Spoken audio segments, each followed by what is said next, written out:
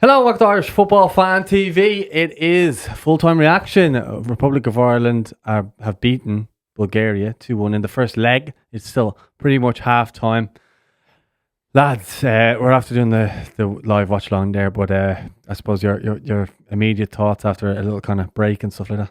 Yeah, delighted with the result. I thought it was going to be a lot more difficult than it actually ended up being. Like, I know we did have the scare in the first couple of minutes. I think it was the 6th minute they went 1-0 in front.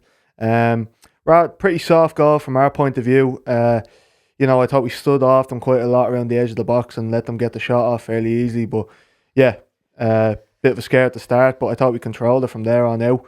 It was a scrappy second half, but two great goals in the first half. One from Finn Azaz, and then the second from Matt Doherty. Really brave to go in and get that header.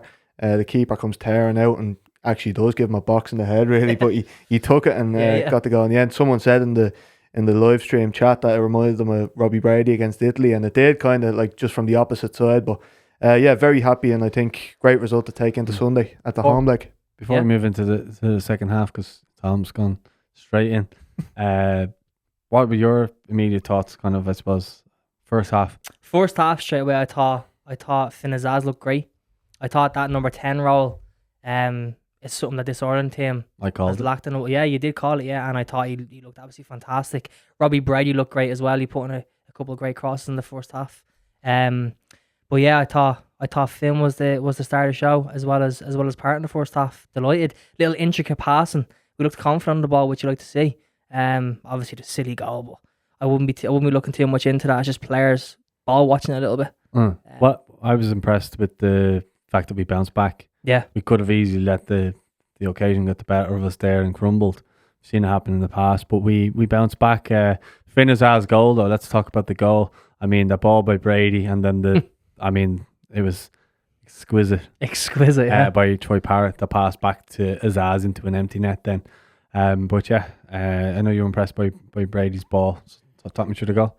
Yeah, we weren't sure how it was going to actually play out on the pitch when we seen. Well, we got a spoiler, which was really annoying. So we knew the ball was coming. But I mean, from the lineup point of view, when it was Ryan Manning and Robbie Brady on the left, it seemed like Ryan Manning was actually the one who was playing left side of midfield, and then Robbie Brady as the attacking left back.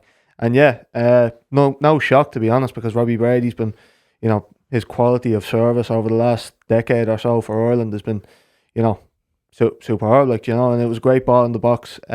Beautiful cushioned assist for Troy Parrott at the back post. Unbelievable. And Finn Azaz just doing what he does best, getting on the end of balls in the box. And like you said, you mentioned it before. I think me and Steve were hoping to see a 2 up front, but you turned out to be right, to be fair. Finn Azaz in that number 10 position was hugely influential in the game, and so much so that he got in the score sheet.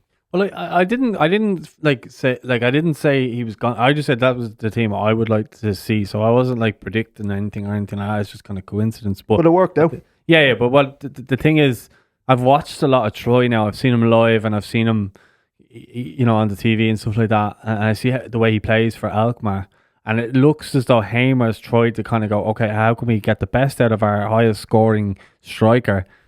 And also our highest scoring midfielder, and that's what he's done, because he got Azaz into the team and he got Parrott into the team. And you could see they linked up very well. They showed the goal on RTE where there was the kind of rotation. So the ball came in, Parrott went out wide to the right, Azaz went into the centre forward position, ball back, goal. Yeah. And I think with what Martin Martins, the AZ coach, said it about Troy. He's the one who controls the press and all. So it's probably the same now with Ireland. So he's controlling the press. He's getting Johnston up with him. He's getting who was on the right hand side, Mikey Johnson, Matt Doherty. On the right side, Matt Doherty. Further up, I'm talking about in the attacking areas. Yeah, Mikey Johnson on the right, and Mikey Johnson, and that's leading the defending from the front. Then, and that's kind of getting us. And I thought that worked really well, because I thought his hold up play and getting us up the pitch was really working. And that's the same job that he does for Alkmaar. Exactly. And again, it's about that, I think Troy will start getting goals the more he starts playing that regularly as that number 9. But again, I know we'll come to it, but Evan Ferguson, I thought, finished the game quite strongly. But this is good to have the competition in the team, that nobody's guaranteed it. In terms of the second goal, you brought up Matt Doherty there. Talking me through the ball from Cullen. The run from Doherty, though, as well. I mean, a lot of people have given Doherty a lot of stick And I've defended him at times. I thought sometimes the stick's been over the top. People have called him lazy. He definitely wasn't lazy there, and he was brave. He went in, he got the head punched off him. Very, very brave. While scoring the header, but yeah. Yeah, no, look, great ball by Josh Cullen. He like half slips. It was a very, very strange pitch. It looked like it was soaking wet. Yeah, Johnson and Cullen were slipping a bit, but great ball from the middle of the park by Cullen, diagonal ball. And Doherty just goes up for it. He sees the keeper coming for him. He doesn't pull out of it. He goes straight into it. And the keeper just clatters into him. Ball goes into the back of the net. I mean, like, fair play to Doherty. He really goes for that ball. Well, it was the winning goal in the first leg. And you touched on it there. Like, Matt Doherty has been questioned in the past, rightly at times, because his performances haven't been up to a level, but I think he has been scapegoated to a degree in certain matches. Yeah. But also his commitment's been questioned. That's what I was going to say, is his effort in certain matches, thinking specifically of the Greece game in the Aviva. A lot of questions about that after that match.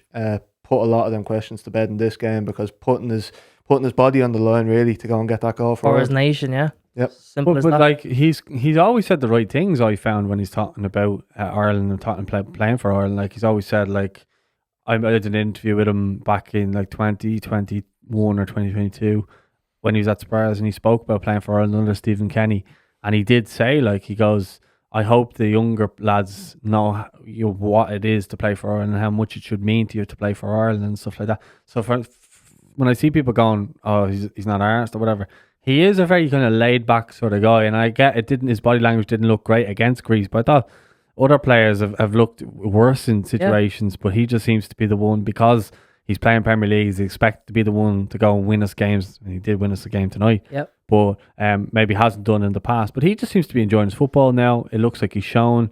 He had a good laugh with Hamer. It looked like a half time when he was coming off the pitch. He looked like he's saying, I took a bang to the head. But no, I thought it was a solid professional performance in the first half. Then we come into the second half. Look, I don't think there's much to talk about in the second half. It was very sloppy. We needed some substitutions earlier in the half. I think so. I think that would be the only negative I would say from Hamer. I think some people might have said the negative was Jake O'Brien not playing. It turned out to be the right call, though. Yeah, and you can look at it that way as well. It was a positive from the manager that he he went with Doherty. And in fairness, I think people should give Doherty a bit more credit, because he was bombed out of the Irish team. He rightly came out and said he was disappointed, and he felt it was disrespectful. He got his head down. He's worked hard. He's got himself back into the Wolves team. He's got himself back into the Ireland team. And now he's scoring goals for Ireland. And I don't think he can really fault it. I think Jake O'Brien, maybe we had an injury at centre-half. He was definitely going to be the first one in. But I think Hamer likes that centre-half partnership of Nathan Collins and Darragh O'Shea. They've been solid. They've been having a good season before Jake was ever coming in at Everton. And then you're not going to play him left-back, are you? So I think he's justified his selections tonight. Finn Azaz as well coming in. And maybe dropping a striker. And Azaz gets a goal.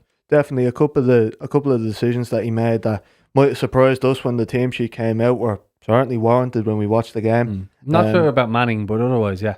I thought he did well in the first half. It was difficult to get on the ball in the second half, but like you said, it was a scrappy game in the second half. Bulgaria picked up. You know what it was? It was horses for courses. But anyway, go on. The Dutch accent has been used very well tonight. It's taken over Paul's body. Yeah, it's the Troy Parrott form that's done this to him. Yeah, well, look, long may it continue. POTM, Parrot of the Match. Troy Parrott Fan TV. Yeah. As we're happily known as. But yeah. Until further notice. Difficult second half, scrappy.